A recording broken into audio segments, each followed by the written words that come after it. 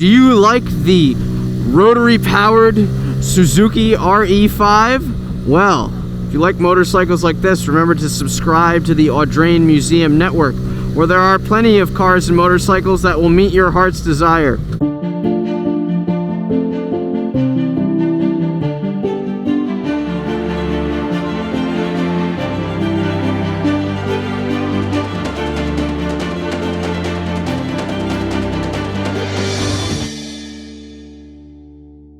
Hey, I'm Antonio. You join me backstage here at the Audrain Automobile Museum, and today we're featuring this 1975 Suzuki RE5 rotary-engined motorcycle.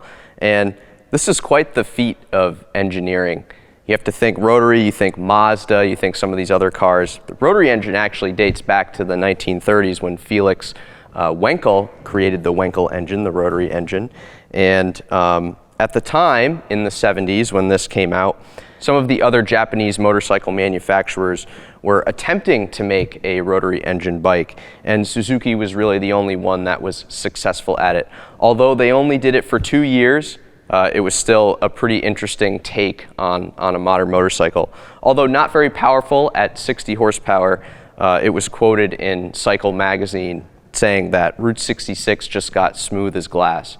There's less vibration with a Wankel engine, and we'll see that when we take it out on the road in a little bit. But it was pretty interesting. It was actually a Giugiaro design. If you turn the key over here, the instrument cluster has this protective screen that goes over it. So when you turn the key, it opens up, pretty futuristic looking. Then you push it down and then turn the key and it locks back in place. Now, with such a unique power plant, I'm actually really excited to get this out on the road and see how it's different than a conventional motorcycle.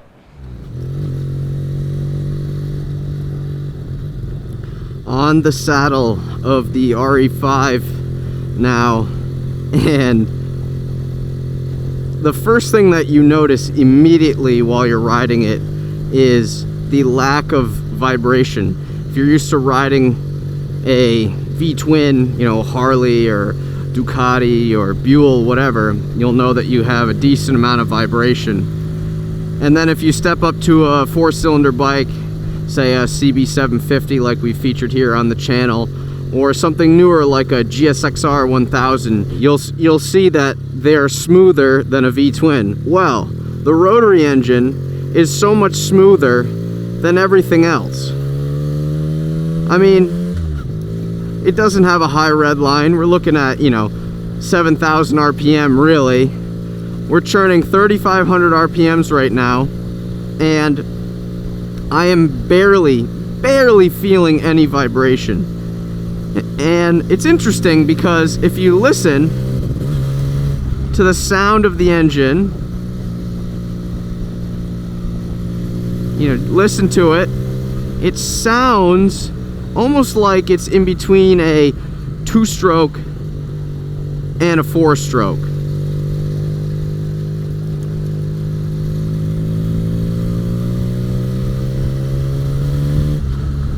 Has a very, very, very interesting sound. And that rotary engine has less moving parts, really just constantly going in the same direction, going and going and going. That's what allows it to be so incredibly smooth. And if we look down at this dashboard, this was incredibly advanced. I don't know if you can see that down there.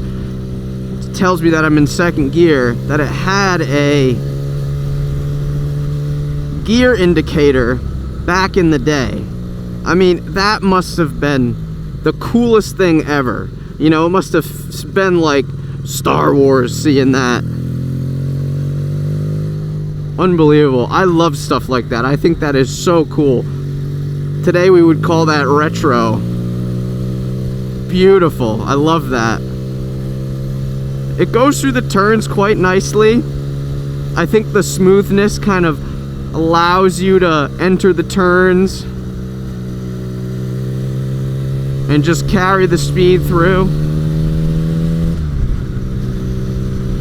It's not particularly fast. This had about 60 horsepower. And also the rotary engine, although you can't really determine the cc's. They said it was the equivalent to around 500 cc. So back in the day, I think this would have felt quick, but it wouldn't have felt super, super fast.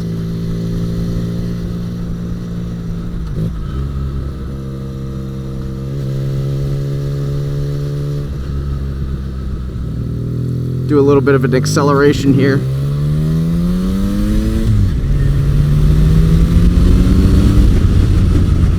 Not bad. I mean, it goes pretty good. This had twin discs at the front, which were, you know, high performance braking at the time. Yeah, if you're used to riding modern street bikes or modern sport bikes, you get on an old girl like this and you'd be surprised at the lack of braking, even despite the discs. But it's the same thing with older cars. It's just something to keep in your mind about stopping performance. But back to that rotary engine. Although super cool and very, very smooth, it had some downsides to it.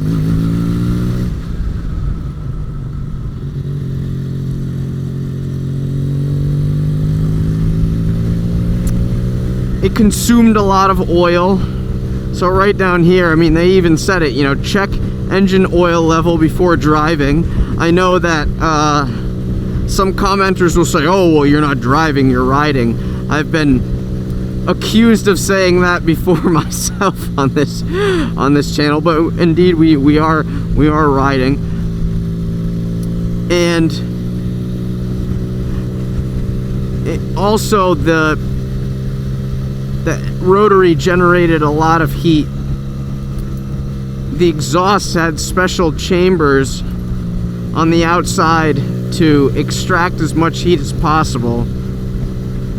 So that was the downside of it, that it would generate massive amounts of heat. You'll see that the front of the bike has a pretty big radiator, and although the rotary had less moving parts, these could be kind of complicated to work on. And also for a motorcycle, this didn't really get good gas mileage, about 25 miles a gallon, which for a car, you know, not bad, but for a bike that was actually pretty poor.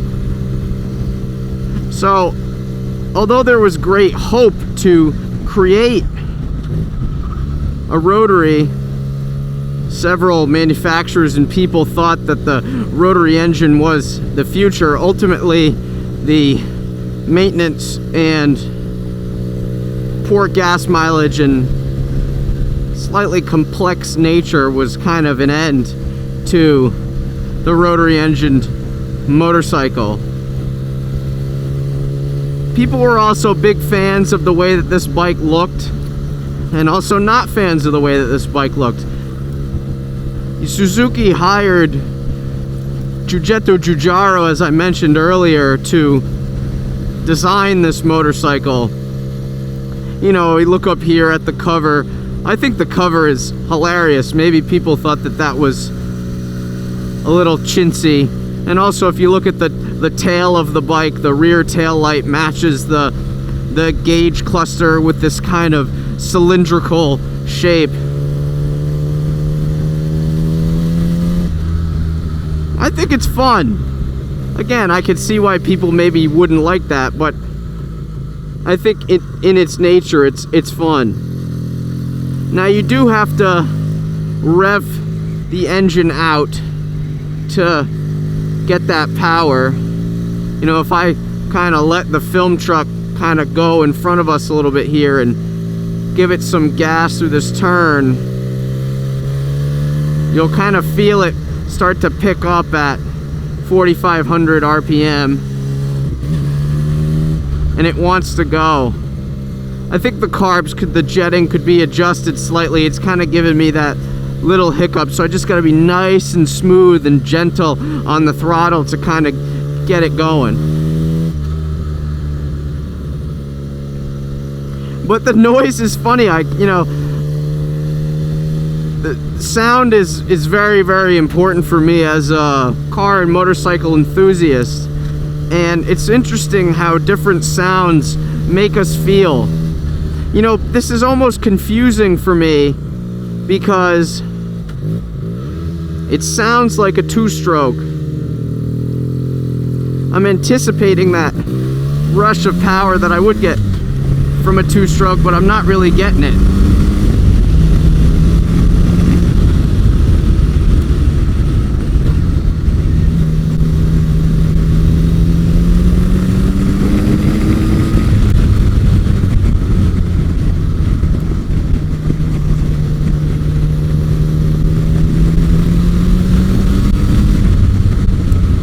Well, you can tell that it wants to go. I mean, it's egging me on to open it up.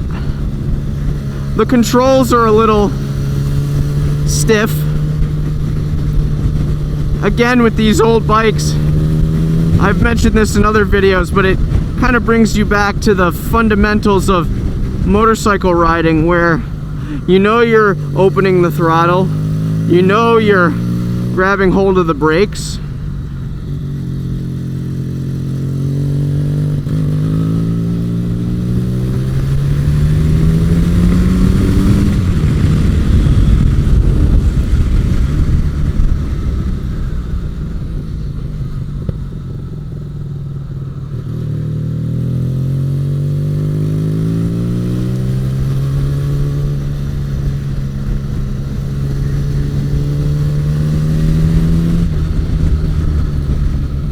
It's an interesting bike. I think everyone should try to ride one of these if they have the opportunity. I think as a motorcycle rider, you'll be very interested in the lack of vibration. I think it would actually make a long journey nice and enjoyable.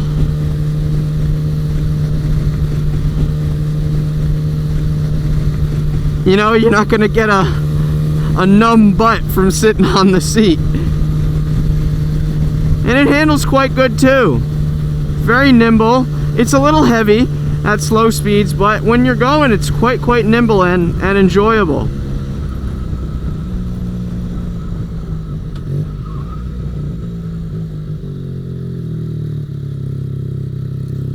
Well, I hope you enjoyed this video.